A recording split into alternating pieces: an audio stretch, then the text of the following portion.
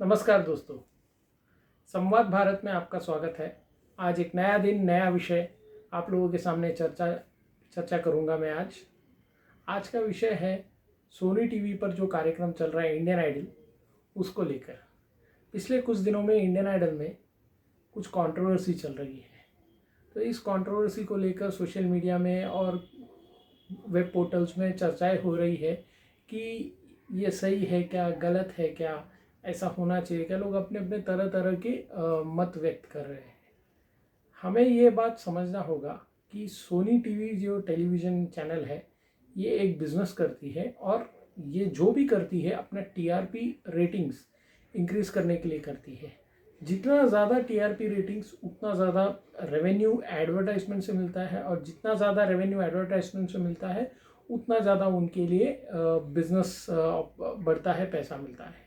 तो ये सब करने के लिए टीवी चैनल्स काफ़ी बार बनावट चीज़ें, फेक करना या लोगों के भावनाओं को टारगेट कर कर कोई ना कोई कंटेंट बनाना ये करती रहती है। अभी किशोर कुमार साहब के एक एपिसोड आया था। किशोर कुमार हमें सबको मालूम है कि भारत का एक उम्दा कलाकार है। उम्दा कलाकार मैं इसलिए बोल रहा हूँ, वो सिर्फ एक सिंगर एक्टर नहीं थे, वो मल्टी टैलेंटेड व्यक्तित्व थे। और ऐसे मल्टी टैलेंटेड व्यक्तित्व के समय पे उन्होंने जो एपिसोड किया वो बहुत ज़्यादा क्रिटिसिज्म इनवाइट किया।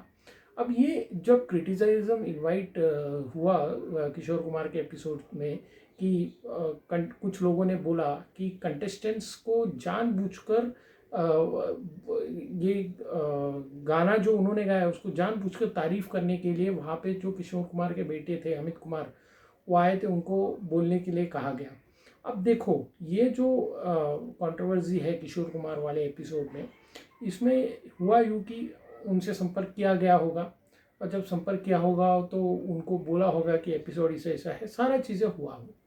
लेकिन जब वो एपिसोड होके शूट होके होने तक वो चुप थे, इसका मतलब उनको कोई दिक्कत नहीं थी।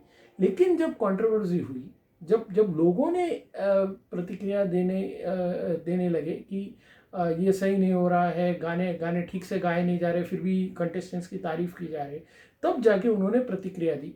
तो इसमें दो बाजू हो सकती है। या तो वो भी नहीं चाह रहे होंगे कि अपने पिताजी के नाम से अननेसेसरी मैं क्यों सामने से कंट्रोवर्सी क्रिएट करूं, और हालांकि दूसरा बाजू ये है कि कंट्रोवर्सी क्रिएट होने के बाद उनसे प्रतिक्रिया लिया जाना स्वाभाविक है, तो वो भी कुछ कहेंगे। तो वो एक इश्यू वहाँ पे हुआ। सेकेंड, इंडियन आइडल पर ये आरोप लगा कि वो कंटेस्टेंट्स को अपने बेनिफिट के हिसाब से प्रमोट करते हैं। कोई कंटेस्टेंट्स जो होते हैं वो उनके फेवरेट हो जाते हैं, या वो चैनल के टीआरपी के लिए बहुत ज़्यादा इम्पोर्टेंट होता है। तो वैसे पिछले हफ्ते जो एपिसोड हुआ, जहाँ पे बॉयज़ वर्सेस गर्ल्स का एपिसोड हुआ, वहाँ पे पवनदीप नाम के कंटेस्टेंट के साथ नाइंसाफ़ी हुई, ऐसे सोशल मीडिया पे उनके फैंस के द्वारा प्रतिक्रिया दी। अब पवनदीप जो कंटेस्टेंट था, उनके सामने जो लड़की थी उसको ज़्यादा मौका दिया गया गाने के लिए, और इन्होंने जानबूझकर वो पवनदीप और उनके जो सामने जो लड़की थे, मेरे हिसाब से उनका नाम अरुणमिता है, बंगाल की है वो, उनके साथ कंटेस्टेंट को एक कंपटीशन रख के एक कंटेस्टेंट को दो या तीन गाने देना, और दूसरे कंटेस्टेंट को एक गाना गाने देकर वो महिला को विजय घोषित करके वो एक ये करना।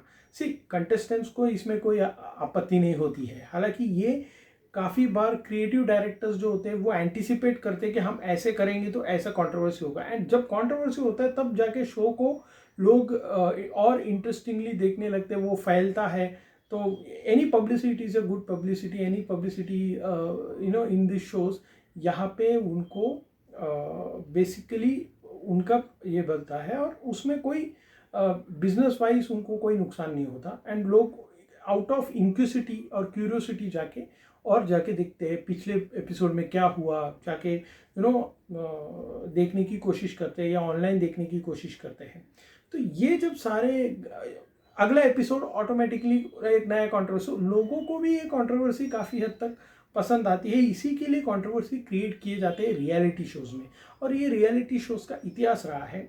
आप चाहे बिग बॉस उठा लो, सोनी टीवी उठा लो, सारेगामापा उठा लो, इन एक एक एपिसोड इनका कंट्रोवर्सी के बिना गया नहीं है, और वो जाएगा भी नहीं, क्योंकि ये इनका फंडिंग का सोर्स है। तो मुझे ये बात आप लोगों से इसलिए कहने के लिए मैं आया हूँ आज, कि हम इससे विचलित ना होए। हम देखो, हम नॉर्मल परिवार से आते हैं, काफ़ी बार हमें बिजनेस चैनल्स का बिजनेस आइडियाज़ पता नहीं चलता, और हम वो इमोशंस में बह जाते। तो काफ़ी बार उन लोग कोई गरीब परिवार को दिखाएंगे, कोई ये वो मिलीनियर वाले पिक्चर में जैसे दिखाते हैं ना, कि गरीब तबके को दिखा के लोगों के इमोशंस को बेच के पैसा कमाना।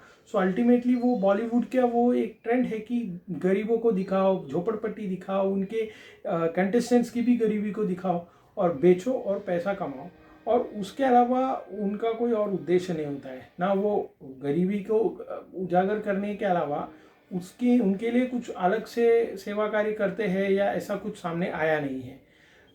कुछ लोग करते हैं, व्यक्ति के तौर पे करते भी हैं, बहुत अच्छे कार्य अच्छे करते हैं, लेकिन वो पब्लिसिटी नहीं करते जो भी करते हैं।